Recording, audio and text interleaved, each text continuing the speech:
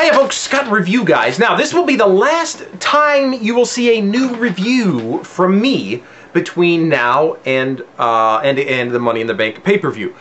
Why? I'm going to be busy the first half of this coming week. I've got family coming in the last half of the week, so I'm not going to be able to do reviews. Now, Chris and I, we still have our third Q&A installment coming up very soon. We made a handful of videos yesterday, which will be spread out over the next week and a half or so. So you'll still see us, but you won't see reviews. The Money in the Bank pay-per-view challenge is still on.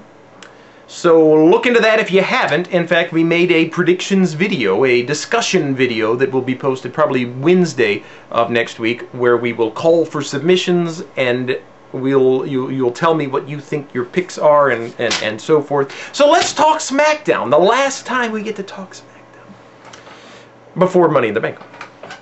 Again, great show. Started out very well. Drew is kissing up to Teddy Long because with Mr. McMahon out of the picture, Drew no longer has a champion. So he's trying to be nice to Teddy Long. Teddy's like, this is BS. I know this. You know this. We're not gonna. He makes Drew beg for a spot in Money in the Bank, and Teddy says, I didn't just give you a spot, player. You gotta beat Kofi Kingston. So we gotta see how that goes. We all know how that goes. Dolph Ziggler, Chavo, MVP, all three of them vying for that one spot in the ladder match, or for one of the two spots. So the concept, obviously, is that Dolph is in cahoots with Vicky, and then Chavo has been told by Vicky not to let anybody win but Dolph.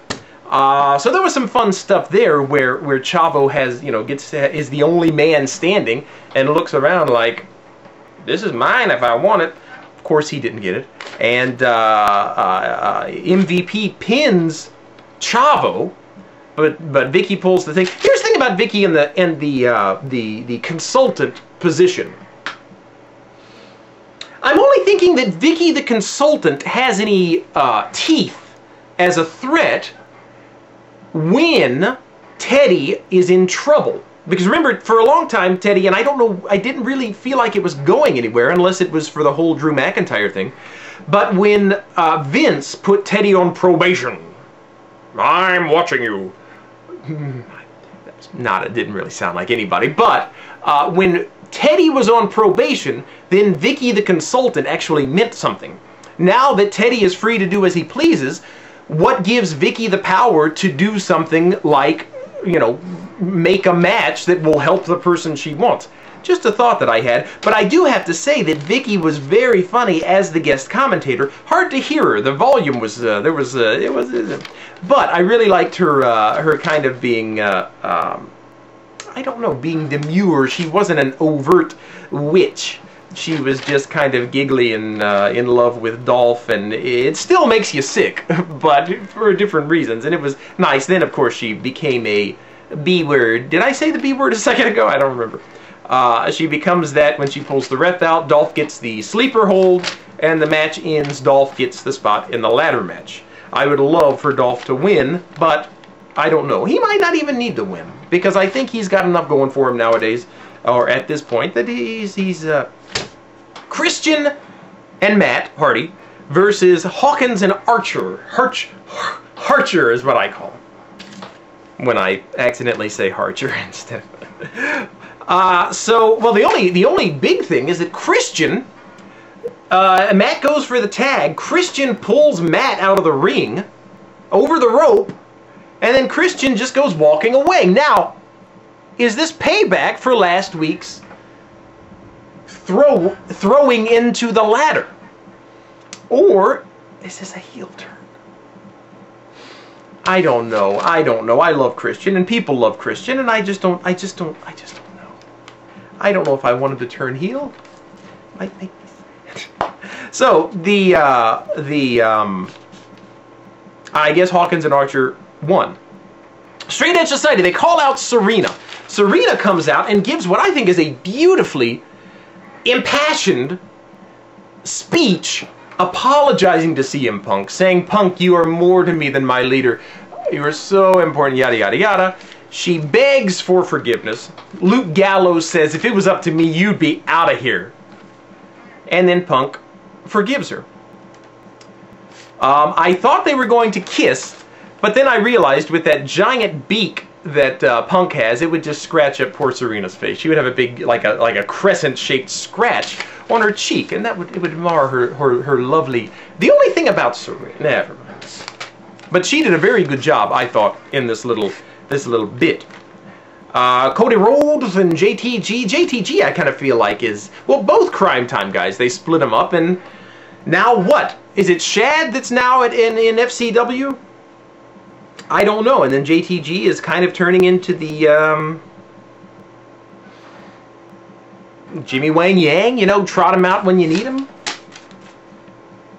I don't know. But I liked what they did with Cody this week.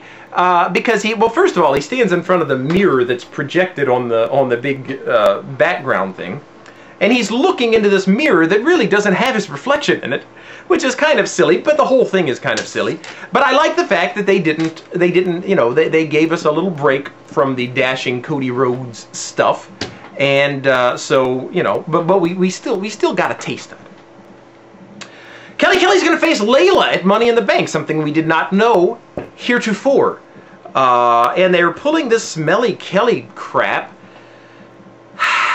Is it as meaningful as Piggy James to you? I don't know. I don't think so. Not yet. And then I missed the part. Ray was back in the back talking to Josh Matthews. The doctor was explaining that he tore his axio crucio maxio harsio nachio ligament. One of those ligaments, I think. It's in your leg or something.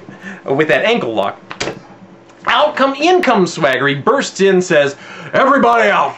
And of course everybody scrambles, but Ray, who can't scramble because he's on a bed. And so Swagger locks the ankle lock, drags him around by the ankle. Ray is grabbing anything he can grab and throwing it, and it's not really doing anything. He drags Ray out to the arena, and then Big Show comes and chases Swagger away, carries Ray off like a baby, like his little baby. And so now we have a little more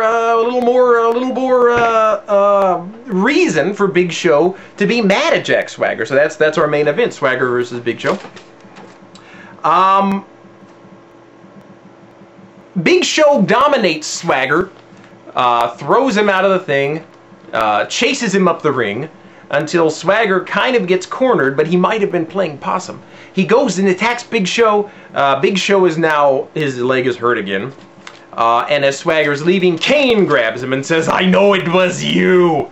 And Swagger says, "It wasn't me, I swear to God." Did you see me spit when I left? And Kane gives Swagger 1 week to prove that he didn't do what happened to The Undertaker. So that's exciting too.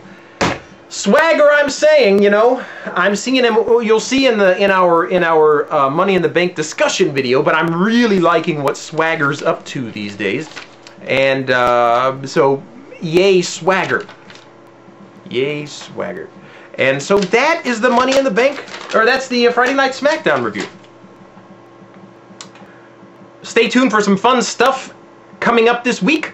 Remember, when I ask you for your predictions for Money in the Bank, it'll be a video. In fact, it'll say something like Money in the Bank, and then other stuff. That's when you type in your predictions. Boy, it's going to be fun. It's going to be a busy week for those of us here in Review Guy Land. But like I said, lots of videos coming your way from us. So keep an eye out for that. We'll talk to you very soon. Adios.